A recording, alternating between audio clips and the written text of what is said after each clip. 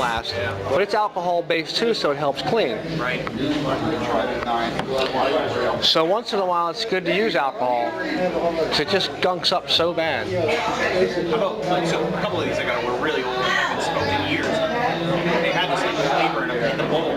Not so much in the stem. The stems were like. Sometimes you can never get it out. It takes a lot of smoking. Like, between 5 and 10 smokes will get it out. Right. I tried a lot of different things. Like I read like carbon, throwing it in the oven for a couple hours on 200 with some fish carbon, stuff like that. But that never just took the flavor. Yeah, there's a salt. You can add salt to it. I've tried that. Put some alcohol in the salt, and it's supposed to draw it. But it didn't. Nothing worked. That's no. These were like really old. Now the best you can do is ream it out. Right. If you can make some kind of coating, you can coat it. But the big thing is just to smoke it.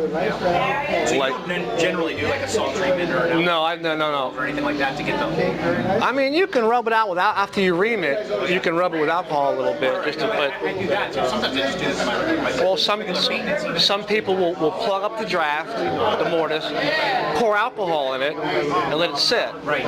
It'll dissolve some. A little bit different. I put like cotton balls in there. I don't want the salt. Because the salt, it's hard to get out if it's in there and it gets Yeah, that's not always a good way to go. It's better to do some kind of a more natural approach and try to do something. You see these guys with retorts. You see those, I've heard about that. It's just kind of it's nuts. I mean, because if you're an aromatic smoker and you get an estate pipe that someone smoked Latakia, I mean, you can dry hit it and you can taste it right away. And if you don't like that, well, you have no choice but to just grin and bear it, smoke your aromatic or whatever you smoke, and eventually it'll recarbonize. Because it's still only wood, and wood's pretty porous, so it actually seeps in.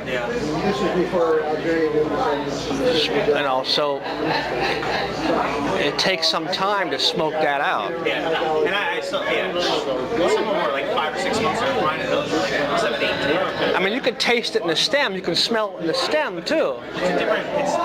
I'm not talking about like the stem and the rubbery, like that flavor. I'm talking about like some old, like. Oh yeah. That's Or it's been over smoked. Right. Hasn't been dried properly. What about the adage of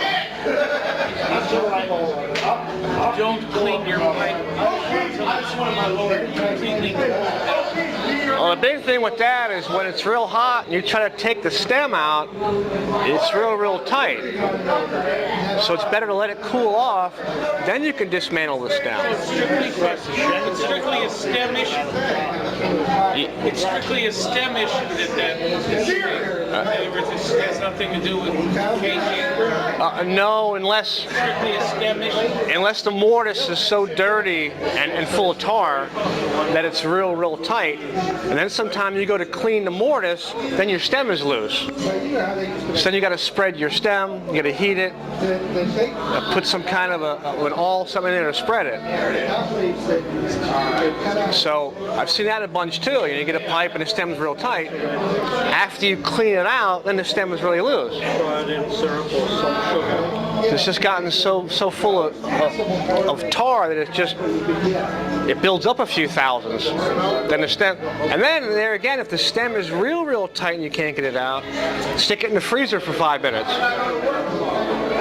Yeah, right. Put it in the freezer to contract. Probably the tenon contracts faster than the wood, then the stem will come out.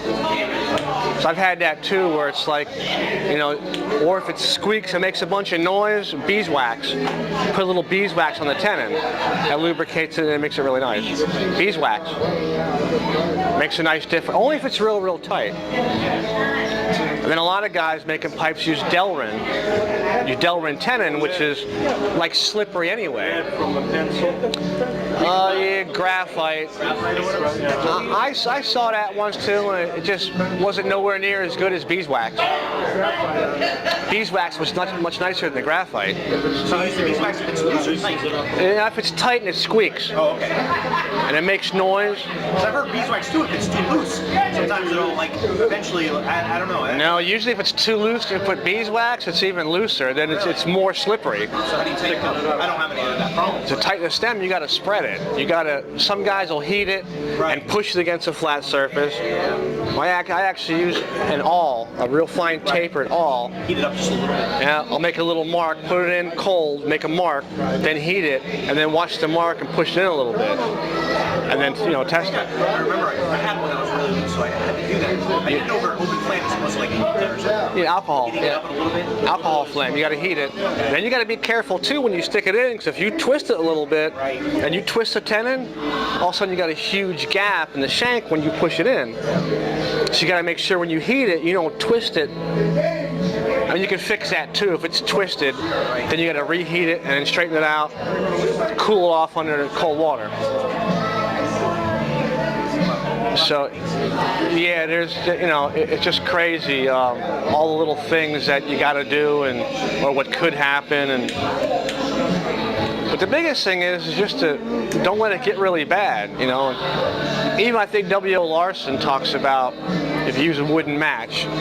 When you're done, take the wooden match, and then just kind of ream it with the wooden match. Right. Or take a pipe cleaner, fold a pipe cleaner in half, and then just kind of rub it a little bit. Yeah, you're talking inside the stem. No, in the bowl, in the bowl. Because, and I don't know, you can tell me if long term this is good, I don't know, but I find myself in the habit of, I'll clean it right away, like what is it, but I won't take it apart. And then that's before I fine. smoke it again, I'll clean it again, and maybe go over it with a rag on the stem, and inside just to get any dottle out. Because it's the same thing with a pipe cleaner trying to go all the way through it. A lot of guys use pipe cleaners when you smoke, that's a good thing. But like I said before, so many pipes, the tenon and the draft, they don't meet. Yeah, exactly. Some of them can be worked on and ramped at the bottom where a pipe cleaner will go through.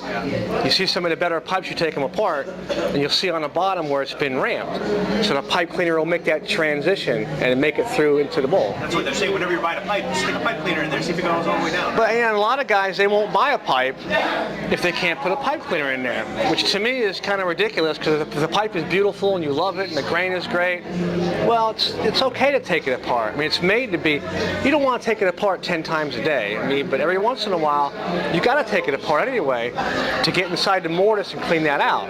So if you don't, it makes a mess. A little bit of a bend. It can make, yes. You can also get it. Yes.